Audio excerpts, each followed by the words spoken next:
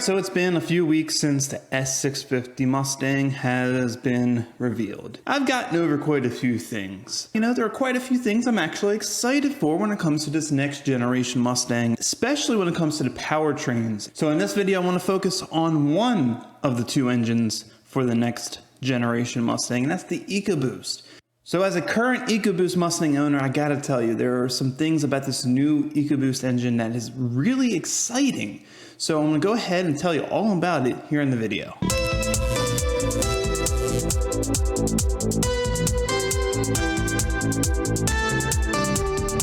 Alright, so this article comes from Muscle Cars and Trucks. I'll put the link of the article in the description. You can read it at your own will, but I'm going to go ahead and do it for you anyway, because that's what I do here. The headline is S650 Ford Mustang Chief Engineer Talks New EcoBoost Engine.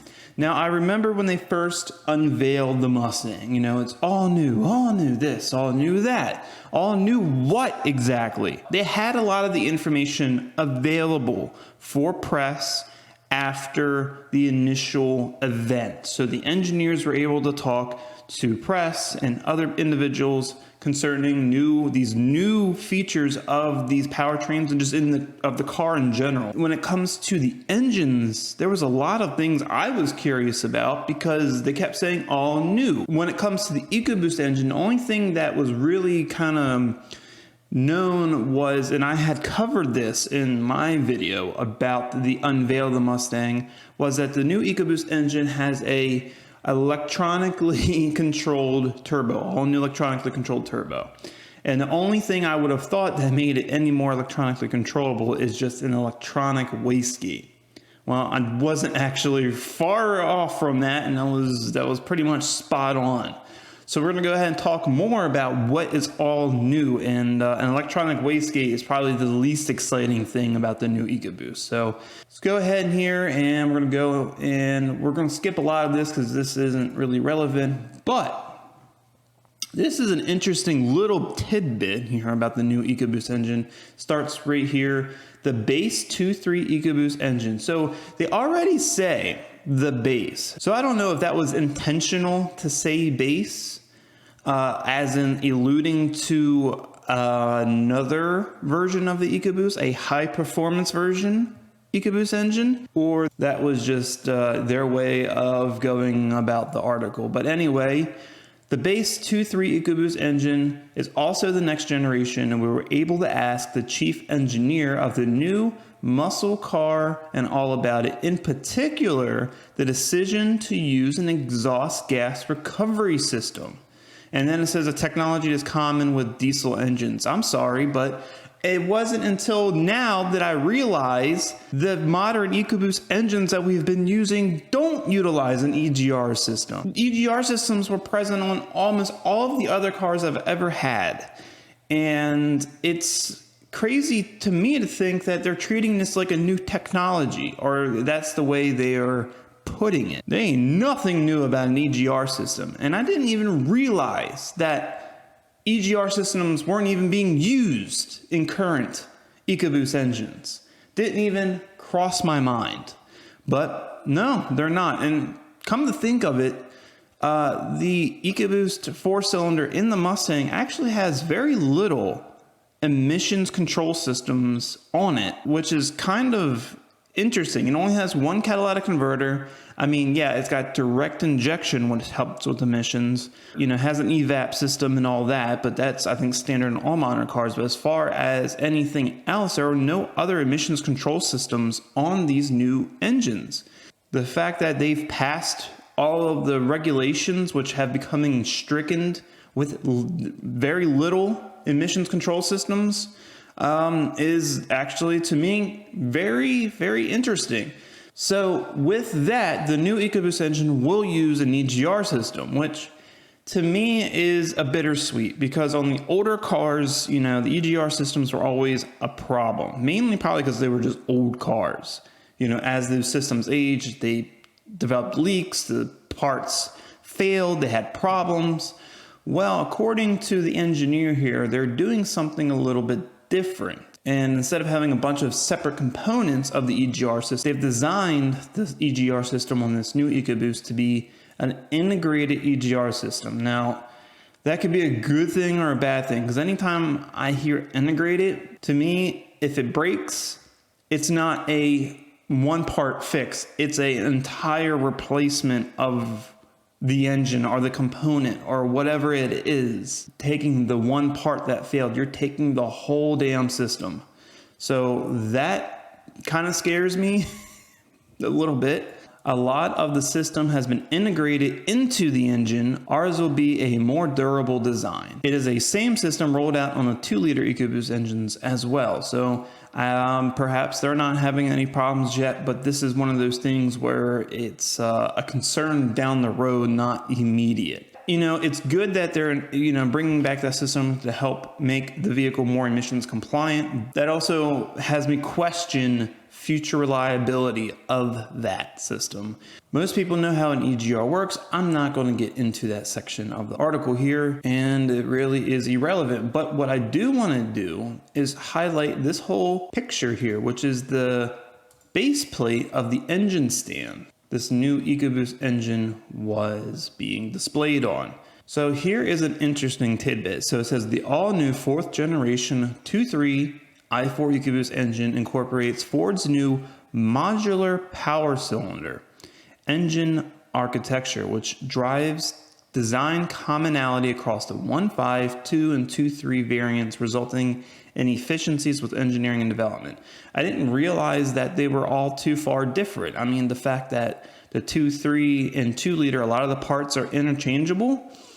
I did not, I didn't realize that this was also a new thing, but apparently it is. So moving on. So right here is probably the most exciting thing and the biggest upgrade to the new EcoBoost. Finally, Ford gets it. Thankfully, dual fuel system, port fuel injection and direct injection. And look at that, 350 bar direct injection. That is huge. That is a significant direct fuel pump. Now, if you don't think that that is significant, I want to go ahead and show you. So this is Extreme DI. These are the guys that make the aftermarket fuel pumps for many of these performance direct injected vehicles. And for the EcoBoost Mustang, the biggest fuel pump that you can buy from them, which is a very expensive piece, mind you, a few $1,000s just for a freaking fuel pump, which is this one right here, delivers 250 bar, which is 3,625 PS. This is their big boy. That pump right there will support over 500 wheel horsepower on pure E85. Big pump. So going back to this 350 bar direct injection system, that's a whole nother 100 bar of pressure in just the direct injection systems. Not to mention, you have the port fuel injection, which is going to help with emissions. It's going to help keep those valves clean. I mean, you have this massive fuel system. The fuel system on this should be able to support 600 wheel horsepower on E85, as it is from Ford. I don't even think the block will handle 600 wheel horsepower. So that is incredible. Honestly, biggest news of the new EcoBoost engine is right here with the fuel system. Absolutely outstanding, Ford. There it is. Wow. Hopefully more manufacturers are going with this. Yes, it is a more complicated system. Yes, it is double the amount of injectors, but you're getting the best of both worlds. You're getting the power and the better emissions of the direct injection system, and you're getting the better fuel atomization and cleaning benefits of the port fuel injection. It's honestly the best way to go. All manufacturers should start going to this setup. Twin scroll low inertia turbocharger with a high-speed electronic wastegate system. So like I said, the twin scroll low inertia turbocharger, that part is not new. The high-speed electronic wastegate system is new. Is there benefits to it? Probably not. I don't see a real reason why they would go to that. It just seems like maybe it's even another piece that can fail. That's what they decided to do. And in fact, a lot of the higher performing EcoBoost engines out there all switch back to vacuum actuated wastegates and blow-off valves. So who knows? And then of course, integrated hot side EGR system with improved control resulting in lower emissions. So, you know, that's either a good thing or a bad thing. It's a good thing for emissions. It's a potential bad thing for long-term reliability, but we'll have to wait and see. Obviously, the biggest benefit here over the outgoing EcoBoost is the dual injection fuel system. Just that setup alone, I mean, I can't even imagine the tuning potential of this engine once it gets going. Now, the only thing I have questions are, will the EGR become an issue at higher power levels? Is the block and head design any different? Will that make any difference in structural integrity of the entire engine when it comes to higher horsepower levels? Who knows? We're probably gonna be waiting a little while once these new cars come out for companies and people to start figuring out how to tune them, because supposedly they're coming with locked ECUs. Don't think that's a deal breaker, because there are ways to get around those kind of systems, you know, like the JB4 and stuff. People in the German and European car world have been using those devices for a long time that have to deal with locked ECU issues, and honestly, they swear by them, and they say that they're almost superior over a normal flash tuning device for tuning a vehicle, because it's doing it in real time. So as long as devices like that can be used on these new EcoBoost Mustangs, I think tuning potential is going to be ridiculous. Now, and especially if Ford releases a performance version of this, like a higher performing version of this engine, and the only way I see them making any better version of this engine, because it's already supposed to it's probably already going to be the power.